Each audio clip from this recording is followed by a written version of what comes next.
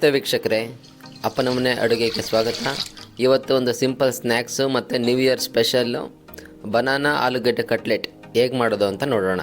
ನೋಡಿ, ಮೊದಲನೇದಾಗಿ ಆಲೂಗಡ್ಡೆನ ಚೆನ್ನಾಗಿ ಬೇಯಿಸ್ಕೋಬೇಕು. ಫಸ್ಟು ಇದನ್ನೆಲ್ಲ ಕಟ್ಲೆಟ್ ಅಂದರೆ ಗೊತ್ತಿರುತ್ತೆ ನಿಮಗೆ, ಯೂಶ್ವಲಿ ಎಲ್ಲ ಸ್ಮ್ಯಾಶ್ ಮಾಡಿಬಿಟ್ಟು ಒಂದು ಸ್ವಲ್ಪ ಆಯಿಲ್ರಲ್ಲಿ ರೋಸ್ಟ್ ಮಾಡೋ ರೀತಿ ಇರುತ್ತೆ ಇದು.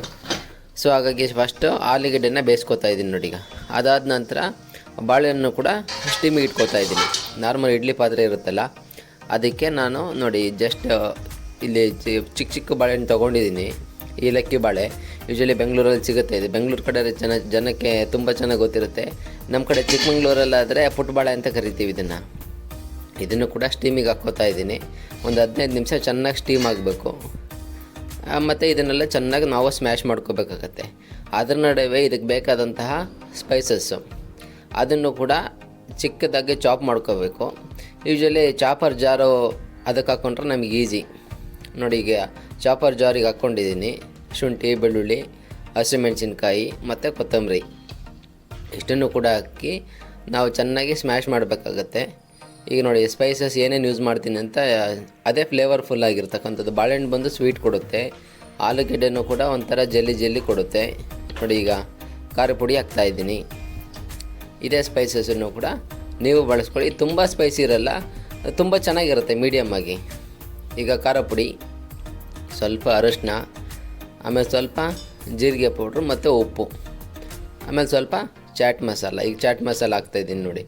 ಇಷ್ಟು ಸ್ಪೈಸಸ್ನ ನೀವು ಸ್ವಲ್ಪ ಹಾಕ್ಕೊಂಡ್ರೆ ಸಾಕು. ಅದು ನಿಮಗೆ ಕ್ವಾಂಟಿಟಿ ಮೇಲೆ ನೀವು ನೋಡಿ ಹಾಕ್ಕೋಬೇಕಾಗತ್ತೆ. ಇದು ತುಂಬ ಚೆನ್ನಾಗಾಗುತ್ತೆ ಕಟ್ಲೆಟು. ಮತ್ತು ಒಂದು 2 to 3 ಡೇಸ್ ಇಡ್ಬೋದು. ಚೆನ್ನಾಗಿ ಡ್ರೈ ಮಾಡಿದರೆ ಆಲ್ಮೋಸ್ಟ್ ಡ್ರೈ ಗರಿ ಅಂತ ಮಾಡಬೇಕು ನೀವು. ಆಗ ತುಂಬ ಚೆನ್ನಾಗಾಗುತ್ತೆ. ಮಕ್ಕಳಿಗೆ ಯೂಶ್ವಲಿ ತುಂಬ ಇಷ್ಟ ಆಗುತ್ತೆ, ಎಸ್ಪೆಷಲಿ ಲೇಡೀಸಿಗಂತೂ ತುಂಬ ಚೆನ್ನಾಗಾಗುತ್ತೆ. ಸ್ನ್ಯಾಕ್ಸ್ ಅಲ್ವಾ, ಹಾಗಾಗಿ. ಈಗ ನೋಡಿ, ಜೀರಿಗೆ ಪೌಡ್ರ್ ಹಾಕಿದ್ದೆ ಲಾಸ್ಟಿಗೆ. ಇದಾದ ನಂತರ ಇದನ್ನು ಚಾಪರ್ ಜಾರಲ್ಲಿ ನಾನು ಫೈನಾಗಿ ಚಾಪ್ ಮಾಡ್ಕೋತಾ ಇದ್ದೀನಿ. ನೋಡಿ, ತುಂಬ ಚೆನ್ನಾಗಿ ಚಿಕ್ಕದಾಗಿ ಚಾಪ್ ಮಾಡಿಬಿಡುತ್ತೆ ಇದು. ನೋಡಿ ಎಷ್ಟು ಚೆನ್ನಾಗಿ ಚಾಪ್ ಮಾಡಿದೆ ಅಂತ. ಇದಾದಮೇಲೆ ನಾನು ನೋಡಿ ಆಲೂಗಡ್ಡೆ ಮತ್ತು ಬಾಳೆಹಣ್ಣನ್ನು ಕೂಡ ಇದೇ ಜಾರಿಗೆ ಹಾಕ್ಬಿಟ್ಟು ನಾನು ಫೈನಾಗಿ ಚಾಪ್ ಮಾಡಿ ಅದು ಆಲ್ಮೋಸ್ಟ್ ಪೇಸ್ಟ್ ಆಗಿಬಿಟ್ಟಿದೆ. ಯೂಶ್ವಲಿ ನೀವು ಸ್ಮ್ಯಾಶರ್ ಇದ್ದರೆ ಸ್ಮ್ಯಾಶಲ್ಲೂ ಮಾಡ್ಕೋಬೋದು, ಅದು ಚಾಪರ್ ಜಾರ್ ಇದ್ದರೆ ಈಸಿ.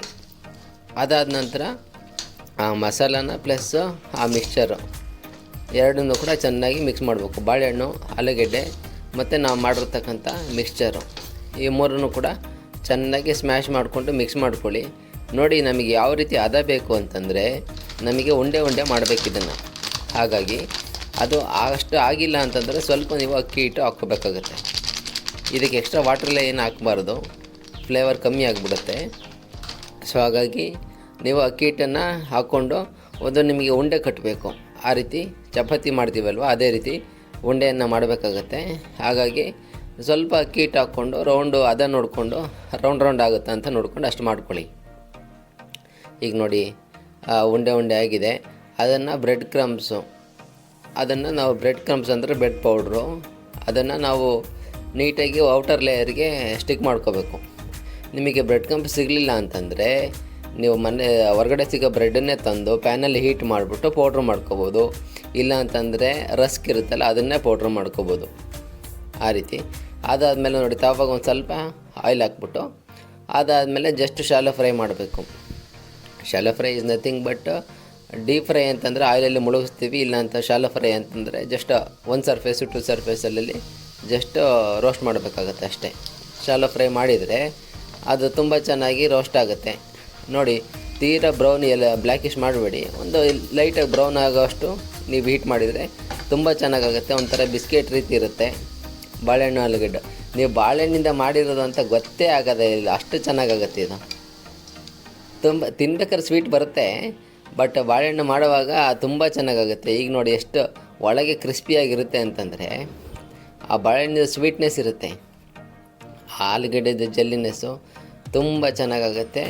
ಒಂದು ರಿವ್ಯೂ ಕೊಟ್ಟಿದ್ದೀನಿ ನೋಡಿ ಹೇಗಾಗಿದೆ ಅಂತ. ಈಗ ನೋಡಿದ್ರಲ್ಲ, ಈಗ ಬನಾನಾ ಮತ್ತು ಆಲೂಗಡ್ಡೆ ಕಟ್ಲೆಟು ಬಾಳೆಹಣ್ಣಿನಿಂದ ಮಾಡಿರ್ತಕ್ಕಂಥ ಇದು ಒಂದು ರೆಸಿಪಿ. ತುಂಬಾ ಸ್ಪೈಸಿಯಾಗಿದೆ, ಸ್ಪೈಸಿ ಮತ್ತು ಟೇಸ್ಟಿಯಾಗಿದೆ. ಇದಕ್ಕೆ ಬಂದು ಟೊಮೊಟೊ ಕೆಚಪ್ಪು, ಯಾಕೆಂದರೆ ಇದರಲ್ಲಿ ನೋಡಿದರೆ ಏನೇನು ಹಾಕಿದ್ದೀನಿ ಅಂತ.